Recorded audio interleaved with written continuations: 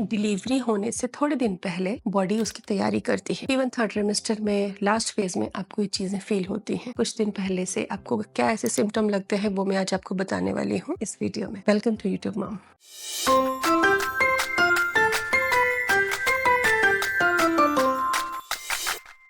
Delivery का time करीब आ गया है। इसको मेडिकल सिम्टम्स क्या होते हैं जो हमारी बॉडी हमें देती है, उसको डिकोड करके हम अपनी तैयारी करेंगे। सिम्टम 1, डिलीवरी से पहले अगर आपका पेट का साइज या पेट का बल्ज ऊपर की बजाय थोड़ा नीचे हो जाए, अगर आप ऐसा महसूस करें तो इसे हम लाइटनिंग कहते हैं मेडिकल लैंग्वेज में, और एंगेज होना भी कहते हैं। इसमें क्या, पेल्विस बोन में बच्चे का सिर एंगेज हो जाता है। कई बार तो ये लेबर के टाइम में जब पेन चालू होता है, लेबर की ड्यूरेशन में आप जाती हैं उस समय भी होता है, लेकिन कई बार 34 वीक के बाद ऐसा हो जाता है। तो आप समझ सकती हैं कि डिलीवरी का समय करीब आ गया है। 34, 35, 36, 37 वीक तक भी ऐसा होता है। सेकेंड डिलीवरी में इसकी फीलिंग आपको क्या होगी? इसकी फीलिंग ये होगी, जब आप खड़ी होंगी चलेंगी, ऐसा लगेगा कि आपके दो पैरों के बीच में एक बॉल सी आ रही है। पैर को दूर दूर करके चलेंगी आप, चलने में परेशानी होगी, आपको डिस्कम्फर्ट आपका बढ़ेगा। लेकिन अच्छी बात एक और भी है कि आपको सांस लेने में जो तकलीफ थी, जो एसिडिटी थी, हार्टबर्न था, कम हो जाएगा और भूख बढ़ जाएगी। एनर्जी लेवल आपको ऐसे लगेगा कि थोड़ा बढ़ गया है। दूसरा सिम्टम है रेगुलर पैटर्न में पेट का टाइट होना। देखिए, थर्ड ट्राइमेस्टर में मॉक ड्रिल्स तो करती है बॉडी, ब्रैक्सटन हिक्स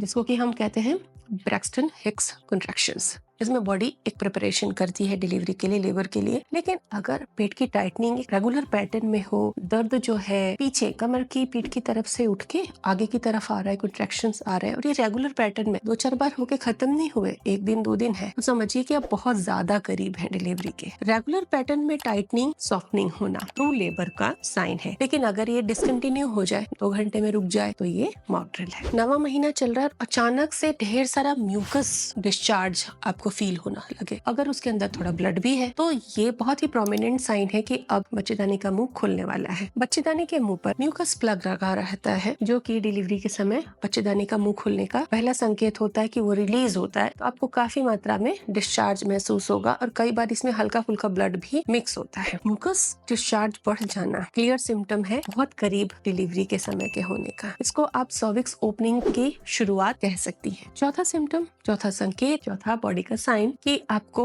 ऐसा लगे कि आपने यूरिन तो पास नहीं किया, लेकिन आपको काफी मात्रा में पानी जा रहा है डिस्चार्ज से कहीं ज्यादा। आपके पैर, थाइज गीले हो जा रहे हैं, अंडरगारमेंट्स गीले हो जा रहे हैं, तो ये वाटर ब्रेक का साइन हो सकता है। कई बार एक गश में गिर जाता है, कई बार यूरिन की तरह हल्का हल्का फ्लो आता रहता है, जिसको आप समझ नहीं पाती कि ये मुझे डिस्चार्ज आ रहा है या क्या। लेकिन अगर कपड़े गीले हो रहे हैं तो वो डिस्चार्ज नहीं है, आपको वाटर ब्रेक हुआ है। और वाटर ब्रेक होने से सारा वाटर अगर निकल जाता है तो बच्चे की लाइफ का रिस्क होता है। तो वाटर ब्रेक जब हो तो आप जल्दी हॉस्पिटल पहुंचने की कोशिश करें। पांचवा संकेत ऐसा संकेत है जिसपे आप भरोसा नहीं करेंगी। अचानक से एनर्जी लेवल आपका बढ़ जाएगा, क्योंकि इस समय एड्रेनलिन, ऑक्सीटोसिन, कई ऐसे हार्मोन है जो बॉडी में एकदम से तेजी से ऊपर आते हैं। तो आपका एनर्जी लेवल बढ़ जाएगा, आपको लगेगा कि अभी तो मैं सब कुछ कर सकती हूँ, तो डिलीवरी होने को है, थोड़ा टाइम है, तो मैं कई काम निपटा लूं। लेकिन गलतफहमी में ना रहे, अगर एकदम से आपके साथ ऐसा होता है तो डिलीवरी बहुत करीब है। हो सकता है कुछ घंटों की देरी है। सफाई, पैकिंग, घर की तैयारियां, मैनेजमेंट, वापस आके क्या तैयार रखना है, तो सारी चीजें आपको घर के लोगों के साथ हेल्प लेकर आपको पूरी कर लेनी है, और अपना एनर्जी सेविंग करना है, ताकि डिलीवरी टाइम आप पुश या ब्रीदिंग या अपने एफर्ट सही तरीके से पुट कर पाए। ऐसे समय धीरे धीरे आपको बैक पेन कमर में, या कमर से उठकर आगे की तरफ आता हुआ पीरियड जैसा पेन भी शुरू हो सकता है। तो ये कुछ क्लियर सिम्टम्स है डिलीवरी के करीब होने के। और 9वें महीने में 36-37 वीक बाद अगर ऐसा होता है, ये बहुत पॉजिटिव है, क्योंकि तब तक डिलीवरी होना सेफ रेंज में आ चुका होता है। So dear mommies, take care.